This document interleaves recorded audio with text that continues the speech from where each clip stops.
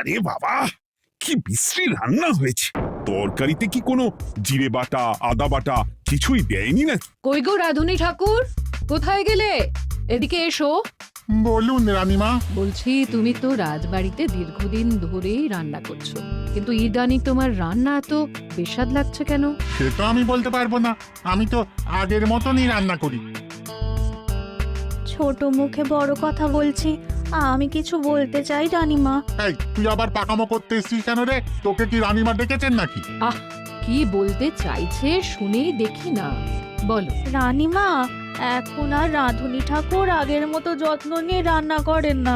রান্নাঘরে পড়ে পড়ে ঘুমোয় আর তাড়াহুড়ো করে কোনো রকমে রান্না করে দেন। একদম বাজে কথা বলবি না। বাজে কথা না রানীমা, শিলনোড়ায় বাটতে ওনার কষ্ট হবে বলে আজকাল রাঁধুনি ঠাকুর শুধু জিরে ফোড়ন দিয়ে রান্না করেন।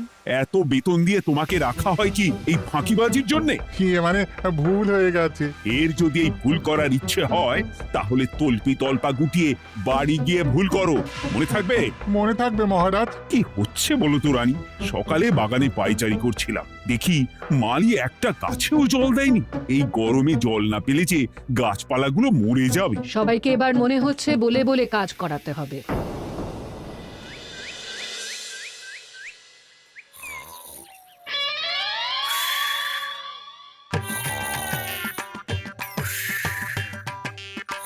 কি গো, কদিন ধরে তো তুমি শুধু খাচ্ছ আর ঘুমোচ্ছ। বাজার দোকান কিছুই নেই গো, রাজসভাতেও যাও না। কি যে করি। কি গো দিদা, দাদু আজও ঘুমোচ্ছে? কি বলবো বলতো? আমরা কিছু একটা ব্যবস্থা করছি, দাঁড়াও।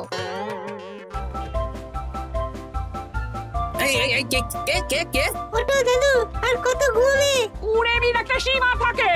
ওঠো বলছি, ওঠো, ওঠো না। আহ, আমি বুঝতে পারছি বাড়ির কাজ, বাজার দোকান এসব না করার জন্য তুমি পড়ে পড়ে ঘুমোচ্ছ। দাদু কাজে ফাঁকি দিচ্ছে দিদা। দে পুটি, আর সরসরি দে দে।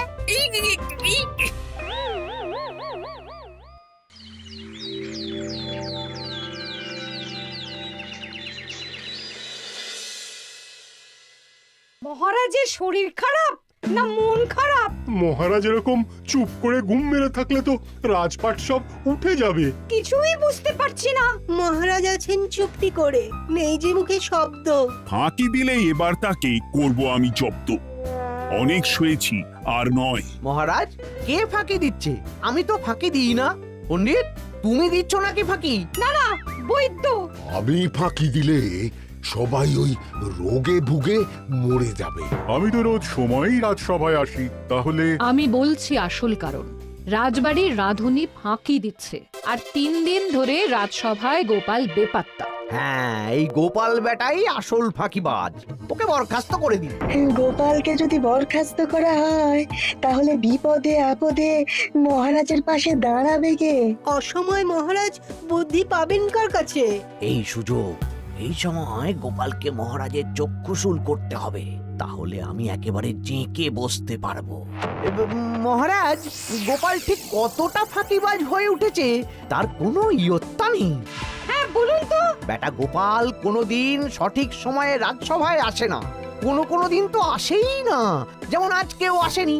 আর না এলে মহারাজকেও কারণটা জানায় না। আপনাকে সম্মান করা তো দূরের কথা, কোনো ভ্রুক্ষেপই করে না। এটা কিছুটা হলেও মন্ত্রী মশাই ঠিক কথা বলছেন। হ্যাঁ, এ তো একদম সঠিক কথা। ঠিক বলেছ। প্রহরী, প্রহরী, বলুন মহারাজ। তুমি আরেকজনকে সাথে নিয়ে এক্ষুনি গোপালকে তুলে নিয়ে এসো। আচ্ছা মহারাজ। বলি, তুমি আজকেও রাজসভায় কামাই করবে? অর্ধেক দিন কামাই করলে বেতন কাটা যাবে গো। গিন্নিমা, গোপালকে মহারাজ ডাকলেন। ওই দেখো, রাজবাড়ি থেকে প্রহরীও ডাকতে এসেছে। ওহ, মহারাজের আদেশ না শুনলে তোমাকে তুলে নিয়ে যেতে বাধ্য হব। আরে দাঁড়িয়ে দেখছিস কি? তুলে নিয়ে চল। ঠিক বলেছিস, তুই হাত ধর আর আমি পা ধরি। আমরা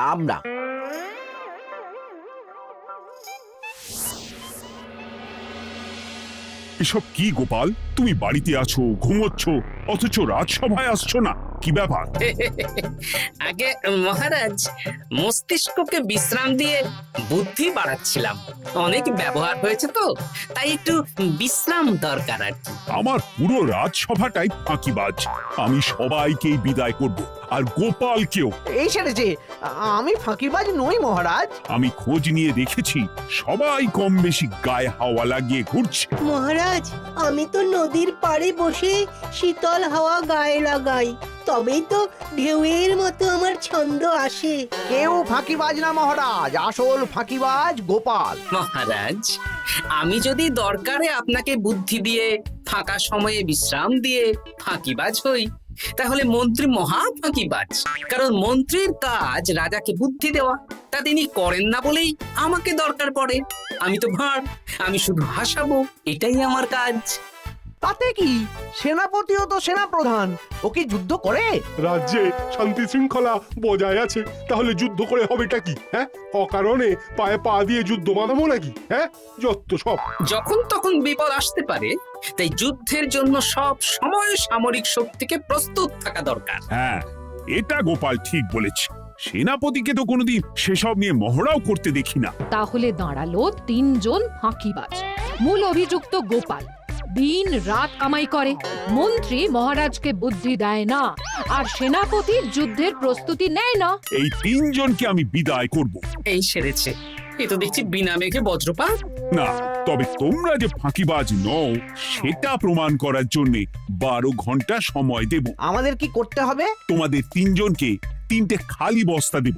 প্রত্যেকে ওই খালি বস্তা নিয়ে জঙ্গলে যাবে, আর এই 12 ঘন্টার মধ্যে জঙ্গল থেকে বস্তা ভরে আনবে। একটা বস্তা ভরার জন্য 12 ঘন্টা সময়? এ তো খুবই সহজ কাজ। সহজ কঠিন জানি না, যে ফাঁকি দিয়ে ফাঁকা বস্তা জমা দেবে বা কিছুটা ভর্তি কিছুটা খালি আনবে, সে সাজা পাবে। আচ্ছা মহারাজ, আমি বস্তায় কি নিয়ে আসবো সেটা কি আপনি দেখবেন? তা দেখব না, কিন্তু বস্তা ভরে আনতে হবে। আর যা বস্তায় ভরে আনবে তাই নিয়ে সবাই বাড়ি ফিরে যেতে পারবে। তার মানে বস্তাতে যা থাকবে সব বস্তার মালিকই পাবে। একদম তাই। বুঝে গেছি, ভিতরে কোনো গভীর পরিকল্পনা আছে। প্রহরী, প্রহরী, তুমি এই 3 জনকে 3টে বস্তা দিয়ে দাও। যথা আজ্ঞা মহারাজ। আর বাকি সভাসদেরা আজকে রাজসভাতেই থাকুক। ওরা 3 জন আসবে, ওদের বিচার হবে, তারপর ফিরবে। আমাদের খাওয়া দাওয়া তাহলে রাজবাড়ির তরফ থেকেই দেয়া হবে মহারাজ? হ্যাঁ। জঙ্গলে তো যাচ্ছি, কি নেব? গোপাল, আমি বলি কি, তুমি বরং আমার বস্তায় ঢুকে যাও, আমি তোমাকেই নিয়ে ফিরে যাই, ল্যাটা চুকে যাবে। আপনি যদি একা আমাকে বস্তায় ভরে নিয়ে যেতে পারেন তো চলুন। একা? এই সেরেছে। দাঁড়ান, আমি আপনার কাঁধে চড়ে দেখি আপনি আমাকে বইতে পারবেন কি পারবেন না। না না, মুখ ফসকে বলে ফেলেছি, মাথা খারাপ নাকি? তাহলে নিজের মতন থাকুন।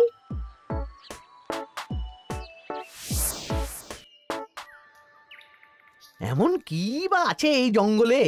আমার কাজে লাগার মতন তো কিছুই দেখতে পাচ্ছি না। ওই তো ওই দিকটা একটু ছায়া আছে বেশ, ওই গাছের নিচে গিয়ে বিশ্রাম নি।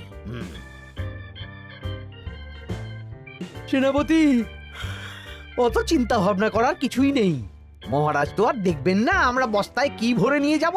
12 ঘন্টা অনেক সময়। এখন বিশ্রাম নাও। আপনার ইঁদুরের পেট, আপনি বিশ্রাম নিন। দেখি জঙ্গলে থেকে কিছু ফল পেড়ে আগে খাই, তারপর না হয় ওই বস্তাটা ওই ফলমূলের খোসা আর মাটিতে পড়ে থাকা পাতা দিয়ে ভরিয়ে মহারাজের কাছে নিয়ে যাব। হ্যাঁ, বস্তা যখন বাড়ি নিয়েই যেতে পারবো, তাহলে বনের সব থেকে ভালো ভালো ফলগুলো আগে ভরে নি। গিন্নিকে এবার বলবো, বাজার আনি না তো কি হয়েছে, দেখো কত ফল এনেছি। যাই, এর থেকে কিছু মহারাজকে ভেট দেব, মহারাজ বেশ খুশি হবেন।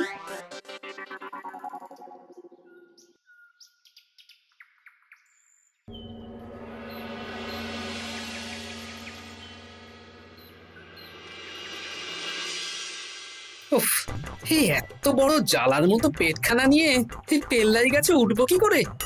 দূর দূর, আশেপাশে ঢিল পাথরও দেখতে পাচ্ছি না। এই বুড়ো বয়সে হাড়গোড় ভাঙলে সে এক খারাপ ব্যাপার হবে। আরে দূরে ওদিক থেকে আওয়াজ পাওয়া যাচ্ছে, তার মানে এই বনে কেউ এসেছে। ভাই মদন, এই গাছটা ঝড়ে ভেঙে অনেক দিন পড়েছিল, এটা তো নেবই। তুই ওদিকে দেখ, কত মোটা একটা সেগুন গাছ রে। ওই গাছটা নিয়ে গেলে আমরা 1 বছর বসে খেতে পারবো। তাহলে আর দেরি কেন, হাত লাগা। আরে আরে আরে, করো কি এগুলো সব আমাদের মহারাজ কৃষ্ণচন্দ্রের পছন্দের গাছ। ভুলেও এই গাছ কেটে নিয়ে যাওয়ার ভাবনা চিন্তা করো না। আর ওই সেগুন গাছটা তো মহারাজের সবচেয়ে প্রিয়। আরে মহারাজ কি করে জানবে শুনি, এই বনে তো তিনি ভুল করেও আসেন না। এই যে আমি আসি, আমি মহারাজের দূত।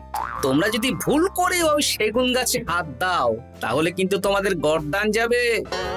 এই সেরেছে, কিন্তু আমরা তো কাঠুরিয়া, কাঠ ছাড়া পেট চালাবো কি করে? সে তোমাদের ব্যবস্থা তোমরা করো, অন্য অনেক কাজ আছে। এই সামনের গাছটা মরে পড়ে আছে, এটার কাঠ আমরা নিয়ে যেতে পারবো তো? তা পারবে, এতে অত চিন্তার ব্যাপার নেই। গোপাল আছে যখন, তখন এই রাজ্যের কেউ মুশকিলে থাকবেই না। শুধু তোমাদের একটা কাজ করতে হবে। কি কাজ? এই নাও বস্তা। আমার জন্য এই জঙ্গল থেকে টাটকা বিভিন্ন ফল পেড়ে এই বস্তা ভরে দাও, তাহলে মহারাজকে আর তোমাদের কথা বলবো না, বুঝলে? আর তোমাদের যাতে রাজবাড়িতে কোনো কাজ হয় সেই নিয়ে মহারাজের কাছে সুপারিশও করো, কেমন? বেশ বেশ, তুমি তাহলে এখন এখানে বিশ্রাম করো, আমরা তোমার বস্তা ভরে ফল নিয়ে আসছি। ঠিক আছে, আমি তোমাদের কুঠার পাহারা দিচ্ছি, তোমরা ভালো তরতাজা ফল বস্তায় ভরে নিয়ে এসো।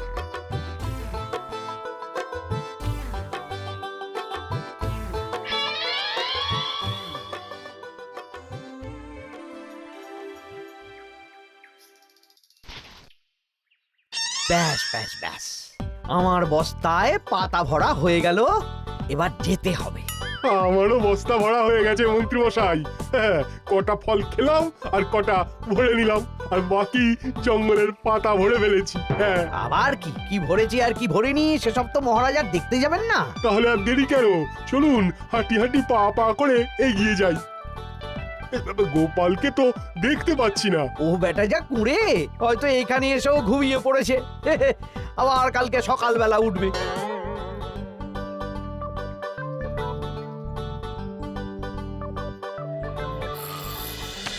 এই যে ভাইয়া, এই যে। হ্যাঁ, কে কে? আমরা। ও বলো, বস্তা ভরে এনেছো? হ্যাঁ, ভরে এনেছি। তাহলে চলো রাজসভায় যাই, তোমাদের একেবারে মহারাজের সাথে পরিচয়ও করিয়ে দেবো, আর কাজের ব্যাপারেও বলবো। চলুন। চলো চলো চলো।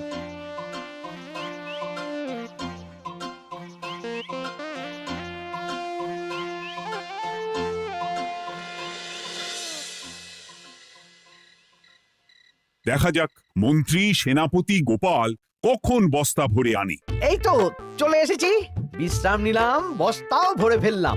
এই দেখুন মহারাজ, আমিও বস্তা ভরে এনেছি। বাহ, তোমাদের বস্তা দেখে তো মনে হচ্ছে খুব হালকা। হ্যাঁ, আপনি যখন আমাদের বস্তা ভরে কি এনেছি সেটা দেখবেন না, তখন অত খাটাখাটনি করে কি লাভ মহারাজ? কিন্তু গোপালের এখনো অব্দি দেখা নেই, ও কি সোনা গয়না ভরে আনছে? গোপাল যা কুঁড়ে আর ঘুমকাতুরে, হয়তো জঙ্গলেও ঘুমিয়েই পড়েছে।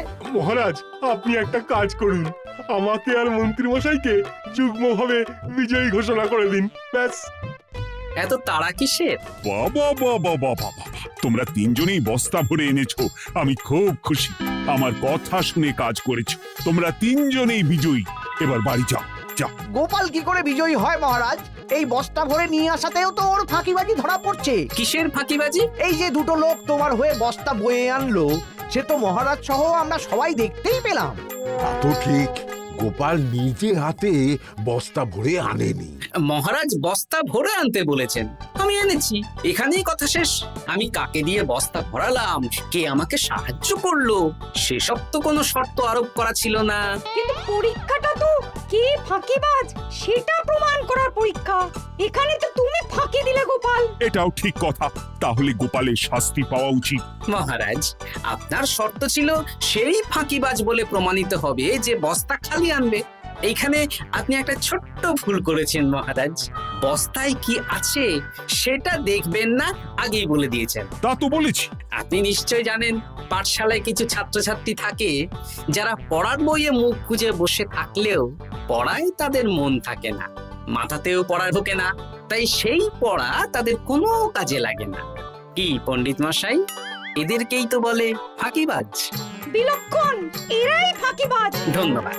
তেমনি আমি যদি বলি সেনাপতি আর মন্ত্রী মশাই ওই ফাঁকিবাজদের মতনই ফাঁকি দিয়ে বস্তা ভরেছে, তাই ওদের বস্তা এত হালকা। সে তো আমি বুঝতেই পারছি। কিন্তু আমার বস্তায় যা জিনিস ভরে এনেছি তা একার পক্ষে সংগ্রহ করা মুশকিল ছিল, তাই আমি দুজনের সহযোগিতা নিয়েছি। মহারাজ, আপনি কি বস্তা খুলে দেখবেন নাকি? না না, আমি খুলে দেখলে আমার কথার খেলাপ হবে। এবার তো দেখছি আবার তিনজনের পরীক্ষা নিতে হবে। হ্যাঁ, নইলে প্রকৃত ফাঁকিবাজ কে সেটা প্রমাণ হবে না। কিন্তু ফাঁকিবাজ ধরার উপায় কি? মহারাজ, আমরা বরং আমাদের বস্তা নিয়ে বাড়ি না গিয়ে একদিন কারাগারেই থাকি, আর তাতেই প্রমাণ হবে এই বস্তায় সত্যি কি আছে যা আমাদের নিজেদের কাজে লাগবে। এটা ভালো বুদ্ধি।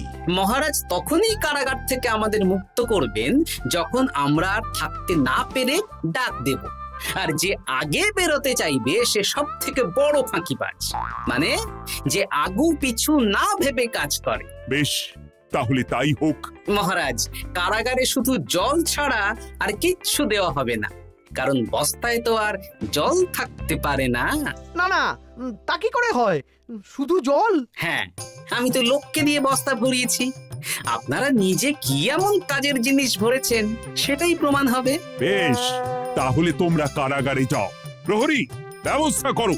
আর এই দুজন কাঠুরিয়া বেশ কর্মঠ মহারাজ, যদি কোনো রাজবাড়ির কাজ থাকে এদের দিয়ে করাতে পারেন। আমার বাগানের মালিটা খুব ফাঁকি দিচ্ছে, তাহলে ওদের সাথে কথা বলে নিচ্ছি।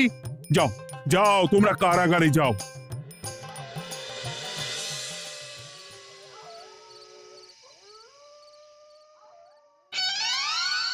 ওরে বাবারে, কি খিদে খিদে পাচ্ছে রে। দেখি বস্তায় কি আছে দেখি।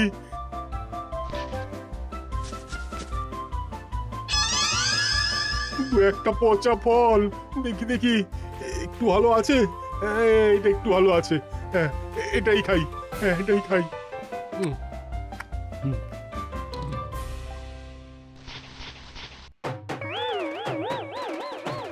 আমি তো শুধু পাতা ভরেছি, কি সেরেছি? আমাকে কি জল খেয়েই কাটাতে হবে? এবার আমি দেখি।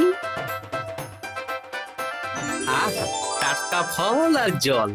আমার কাছে যা ফল আছে এগুলো খেয়ে আরাম করে 5-6 দিন কেটে যাবে। ও গোপাল, আমাকেও কটা ফল দাও না গো। ও গোপাল, আপনি এখান থেকে উঠুন, অন্য বাগানে ফুল হয়ে ফুটুন।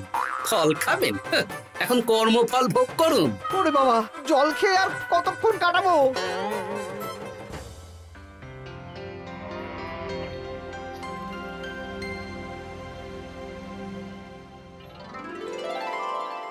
উফ, পেটটা চুই করছে, কি খিদে পেয়েছে না। আমি আমি বাড়ি যাব। আপনি বাড়ি যাবেন? তাহলে বেরিয়ে আসুন, বেরিয়ে আসুন। বেটা গোপাল কায়দা করে এমন শর্ত দিতে বললো, পুরো ফেঁসে গেলাম। আমারও তো খাওয়ার মতন তেমন কিছু নেই, আমিও এখানে থাকবো না। আমি এখানেই আছি, ফল খাবো, জল খাবো, আর প্রকৃতির ডাক এলে একটু বাইরে যাব।